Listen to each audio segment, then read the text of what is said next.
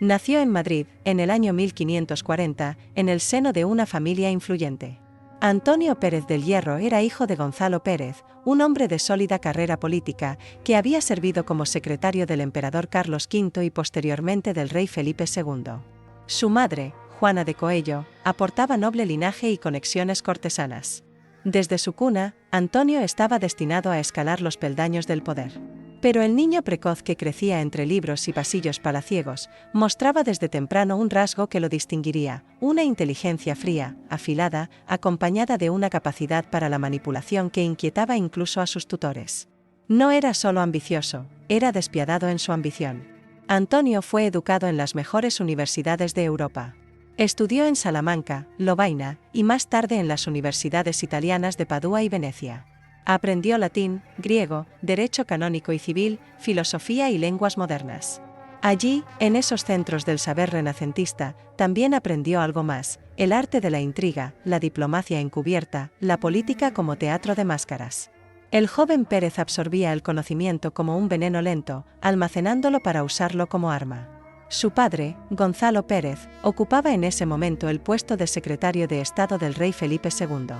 Desde su juventud, Antonio estuvo cerca de la maquinaria del poder, aprendiendo sus engranajes y secretos. En cada carta, en cada documento sellado con la firma del monarca, Antonio leía no solo palabras, sino oportunidades. Sabía que, con la muerte de su padre, tendría una oportunidad única: tomar su lugar. Y en el año 1566, ese momento llegó. A la muerte de Gonzalo Pérez, Antonio movió sus hilos. Utilizando la influencia de su linaje y su cercanía con miembros de la corte, se ganó el favor de Felipe II. El rey, que valoraba el sigilo y la astucia por encima de la fuerza, vio en él a un instrumento útil. Lo nombró secretario del Consejo de Italia, y poco después, secretario de Estado. Antonio Pérez, con apenas 26 años, ya era una de las figuras más poderosas del reino. Pero Antonio no era un simple burócrata. Bajo la máscara de cortesano servicial, se escondía un calculador maestro de la manipulación. Desde sus oficinas en el Escorial, comenzó a construir una red de espionaje, sobornos y chantajes. Su ambición no se limitaba al ascenso personal, quería controlar la política imperial desde las sombras, dirigir los destinos de España sin necesidad de portar corona. Para ello, se alió con otros personajes siniestros del entorno cortesano, entre ellos el influyente duque de Alba y el traicionero Juan de Escobedo. Pero Pérez no hacía alianzas por lealtad, sino por conveniencia. Quien hoy era su aliado, mañana podía ser su víctima. Y así lo demostraría muy pronto. Era experto en distorsionar la información que llegaba al rey. Reescribía cartas, manipulaba informes diplomáticos, desacreditaba a enemigos políticos con rumores cuidadosamente sembrados. Felipe II, un monarca obsesionado con el control, encontraba en Pérez a un sirviente perfecto, alguien que traía malas noticias con una sonrisa y ofrecía soluciones sin delatar la fuente del problema, que muy a menudo era él mismo. En pocos años, Antonio Pérez se convirtió en un titiritero en la sombra. Nadie era nombrado ni destituido en la administración sin que él lo aprobara. Su poder era inmenso. Pero con el poder venía el riesgo. Los enemigos comenzaban a acumularse. Algunos lo veían como un traidor, otros como un advenedizo, pero todos coincidían en algo: era peligroso. Y cuando un hombre como Pérez se convierte en el eje de las decisiones de un imperio, las traiciones no tardan en llegar. Esta fue la etapa de gestación del monstruo. El joven brillante se había transformado en un político oscuro, un tejedor de trampas, un arquitecto del mal. El reino aún no lo sabía, pero pronto, Antonio Pérez desataría una tormenta que haría temblar los cimientos de la monarquía. Y todo empezaría con un asesinato. A medida que avanzaban los años, la figura de Antonio Pérez se volvía más temida que respetada.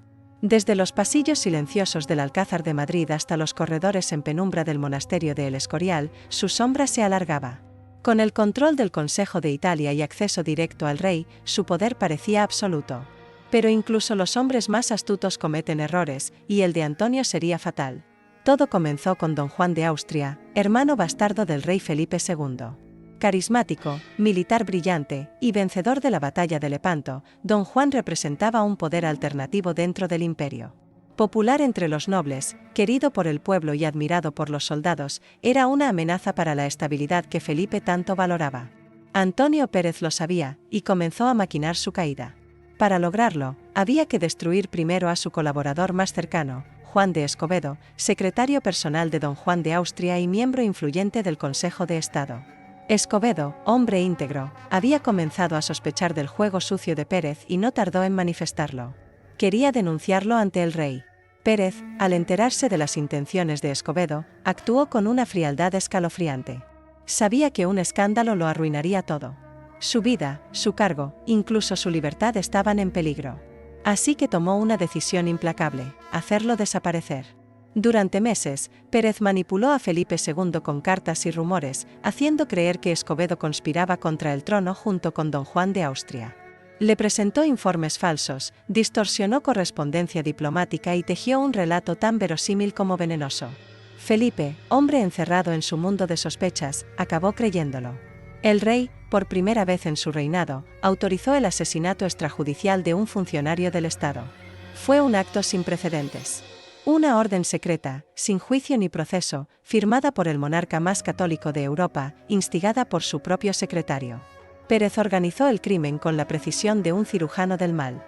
El 31 de marzo de 1578, tras múltiples intentos fallidos, Juan de Escobedo fue asesinado en plena calle de Madrid, acuchillado por sicarios a sueldo. El crimen causó estupor. Un hombre importante, asesinado a traición, sin motivo aparente. El reino entero se estremeció. Pérez, por su parte, mantuvo la compostura.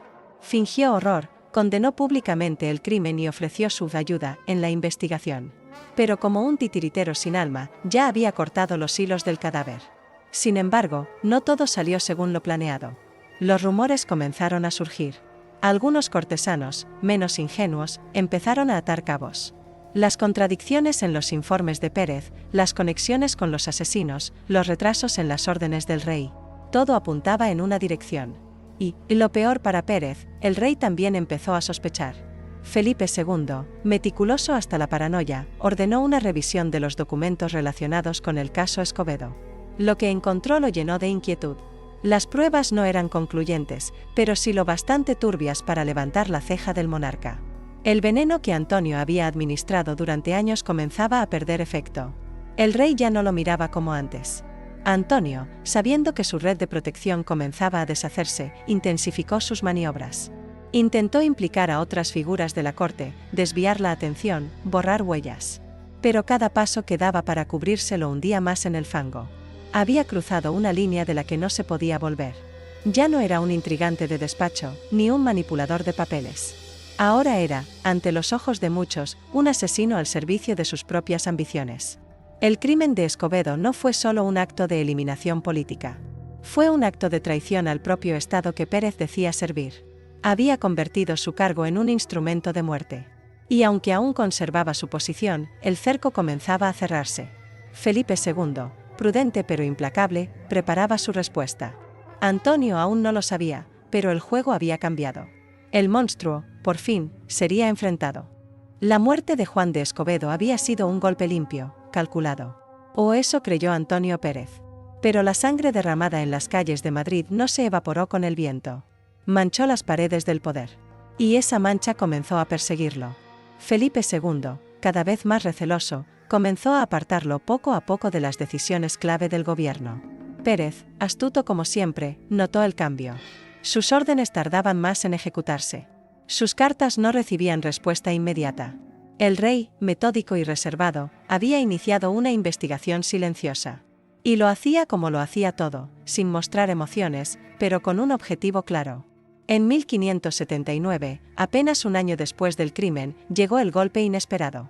Antonio Pérez fue arrestado en Madrid. El rey lo acusaba de corrupción, abuso de poder y, entre líneas, del asesinato de Escobedo. No hubo juicio público. No hubo defensa posible. Fue conducido a la prisión del Castillo de Madrid, luego al de Torrejón de Velasco y finalmente al Castillo de Turégano, una mazmorra fría, oscura y alejada. La serpiente había sido encerrada. Allí, en la soledad de su celda, Pérez comprendió que sus enemigos estaban ganando. El rey lo mantenía en una prisión sin sentencia, sin juicio formal, pero también sin posibilidad de libertad. En ese limbo infernal, comenzó su verdadero suplicio. Felipe II autorizó torturas veladas para extraer confesiones. Las autoridades sabían que Pérez ocultaba secretos de Estado, correspondencia comprometida, alianzas encubiertas, maniobras políticas que, de salir a la luz, comprometerían incluso al propio rey. Pérez, herido, pero no doblegado, aguantó. Afuera, la opinión pública comenzaba a cambiar. Algunos veían en Antonio no solo a un traidor, sino a un mártir político. Un hombre atrapado por conocer demasiado. Otros lo acusaban de ser el cerebro de una red de asesinatos y conspiraciones sin parangón. Pero fuera cual fuera la verdad, su figura se agrandaba. Y entonces, hizo lo impensable, escapó. Fue en 1590, tras más de 11 años de reclusión y tras haber sido trasladado a la cárcel secreta de la Inquisición en Zaragoza. Pérez, desesperado y rodeado de enemigos, recurrió a un movimiento audaz. Sabía que en Aragón las leyes forales protegían a los ciudadanos contra el poder absoluto de la monarquía. Clamó por el justicia mayor del reino de Aragón, invocando sus derechos como aragonés por ascendencia materna. La jugada fue maestra. Las autoridades aragonesas, celosas de su autonomía, intervinieron. Pérez fue sacado de la prisión inquisitorial y protegido por el fuero local. Felipe II, furioso, no podía actuar sin provocar una revuelta. Y así, contra todo pronóstico, el prisionero más peligroso del imperio quedó en libertad, aunque vigilado. Pero Antonio no se conformó. Sabía que mientras estuviera en territorio español, su cabeza tenía precio. Planeó lo impensable, huir al extranjero, convertirse en fugitivo del rey más poderoso de Europa. En una noche cerrada de noviembre de 1591, aprovechando el caos generado por disturbios en Zaragoza y la indignación popular por la intervención de fuerzas reales en Aragón, Pérez escapó de su residencia custodiada, cruzó los Pirineos y llegó a Francia. Allí, por fin, encontró refugio.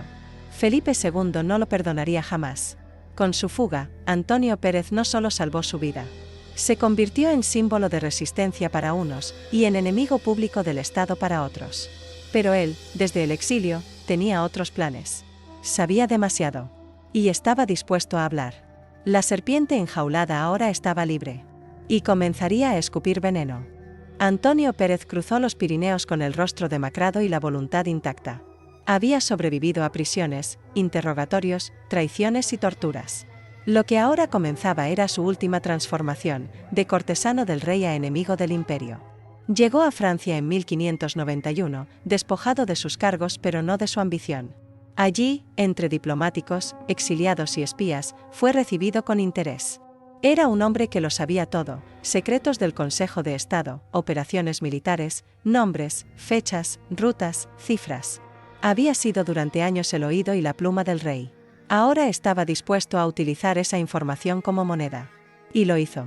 En Burdeos, luego en Pau, y más tarde en París, Pérez comenzó una campaña sistemática de difamación contra Felipe II, contra la corte española y contra la propia estructura del poder monárquico.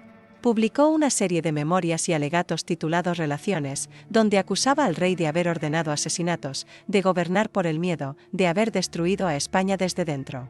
Su pluma se convirtió en un puñal. Con estilo cuidado, elegante y venenoso, Antonio escribió como quien desangra a un enemigo. Se presentaba como víctima de una tiranía, como un leal funcionario traicionado por un monarca cruel. Pero detrás de cada página había una doble intención: vengarse y sobrevivir. No se detuvo en las palabras. Vendió secretos militares al enemigo. Ofreció información sensible a la corte de Enrique IV de Francia, y más tarde intentó hacerlo con Isabel I de Inglaterra. Propuso planes para invadir España, sugirió levantamientos en Flandes, alentó la desobediencia en Aragón. Se convirtió, en todos los sentidos, en un traidor de Estado. Y sin embargo, en cada carta, en cada proclama, seguía construyendo la imagen de víctima. Se pintaba como un hombre honesto perseguido por decir la verdad. Muchos lo creyeron. En Francia, intelectuales y nobles comenzaron a verlo como un mártir del absolutismo. En Inglaterra, fue recibido como un testigo clave de los abusos del catolicismo hispánico. Antonio Pérez no era ya un simple fugitivo, era un símbolo. Pero su vida en el exilio no fue cómoda. Vivía de la caridad de príncipes protestantes, de pequeñas rentas que a menudo llegaban tarde, de sobornos mal disimulados. Se movía entre embajadas, casas alquiladas y pensiones miserables. Había perdido el poder, el lujo, la influencia, pero no la lengua. Desde Londres, donde residió varios años, siguió escribiendo contra Felipe II, incluso después de la muerte del rey en 1598. Sostenía que el sistema estaba podrido desde dentro, y que España debía reformarse o perecer. Criticó al duque de Lerma, denunció los crímenes de la Inquisición y describió a la monarquía como una maquinaria de opresión. Y aún así, nunca reconoció plenamente su culpa en el asesinato de Escobedo. Su estrategia fue siempre negar, diluir, confundir. Decía que había seguido órdenes, que había actuado por el bien del Estado. Se blindaba tras una niebla de argumentos legales y filosóficos, mientras destruía reputaciones desde la distancia. Su nombre se convirtió en sinónimo de traición. En Madrid, se lo maldecía en voz baja. Los leales al rey lo llamaban el Judas del Escorial. Su sola mención provocaba escalofríos en los pasillos del poder. Y aún así, algunos lo admiraban, por haber sobrevivido, por haber vencido al sistema, por haber hablado donde otros callaban. Pero en su fuero interno, Antonio sabía que lo había perdido todo. La gloria, el respeto, incluso la seguridad. Vivía como un fantasma, siempre perseguido, siempre al acecho, siempre recordando las paredes frías de sus celdas y las miradas silenciosas de sus enemigos. Lo único que conservaba era su pluma y su rencor. Y con eso, seguiría atacando hasta el último aliento. La gloria se había disipado. El poder, disuelto como tinta vieja en un papel mojado. Antonio Pérez del Hierro, aquel que una vez movió los hilos del imperio más vasto de su tiempo, terminó sus días como un hombre roto, envejecido y arrinconado por su propio veneno. Tras años de exilio errante, de intrigas diplomáticas fallidas, de textos lanzados al viento como flechas sin blanco, Antonio llegó a París, donde la nostalgia lo devoró poco a poco. Vivía casi como un mendigo distinguido, aceptado por su nombre, pero temido por su historia. Recibía a veces a embajadores menores, a curiosos, a intelectuales que querían escuchar de sus labios secretos del rey Felipe II. Pero lo cierto es que, para entonces, el mundo había cambiado. Y Pérez ya no era útil. Había gastado su reputación, su credibilidad y su alma en una guerra personal que nunca ganó. Los enemigos que tanto denunció murieron antes que él. Los enemigos que tanto denunció murieron antes que él. Los reyes a los que enfrentó lo ignoraron hasta el final. Incluso sus aliados lo evitaban. Era un traidor profesional, demasiado peligroso para confiarle algo, demasiado arruinado para temerlo realmente. En sus últimos años, Antonio vivía obsesionado con su legado. Escribía una y otra vez sobre su papel en la corte, justificando sus actos, reinterpretando la historia a su favor. Pero su palabra ya no tenía eco. El escándalo del asesinato de Escobedo, las acusaciones de corrupción, los documentos vendidos a Francia e Inglaterra, todo pesaba más que sus justificaciones. Él, que había sido el arquitecto de tantas ruinas, terminó enterrado bajo la suya propia. Murió en París en 1611, pobre, olvidado, solo, lejos de la corte que tanto amó y traicionó. No hubo funeral de Estado, ni luto oficial, ni memoria honorable. Fue sepultado discretamente, casi como un extranjero más. El silencio fue su epitafio. Y sin embargo, la sombra de Antonio Pérez siguió viva. Su figura ha dividido a historiadores durante siglos. Para algunos, fue el símbolo de la corrupción, de la ambición sin freno, del poder convertido en crimen. Para otros, un mártir del absolutismo, un rebelde intelectual contra la tiranía de Felipe II. Pero más allá de las interpretaciones, lo cierto es que su historia está tejida con hilos de traición, sangre y mentira. Fue un maestro del disfraz político. Un secretario que susurraba muerte entre papeles. Un intrigante que creyó poder controlar el destino de un imperio con una pluma y una sonrisa. Pero jugó con fuego y acabó devorado por él. Antonio Pérez fue, ante todo, un hombre sin lealtades. No las tuvo con su rey, ni con sus aliados, ni con su patria. Su única lealtad fue consigo mismo, y esa lealtad terminó por consumirlo. Hoy, su nombre es sinónimo de conspiración. Es la figura sombría que camina por los márgenes del siglo de oro, recordándonos que el verdadero poder, cuando se pudre, no huele a gloria, sino a traición. Y así, en el eco lejano de los siglos, queda la advertencia.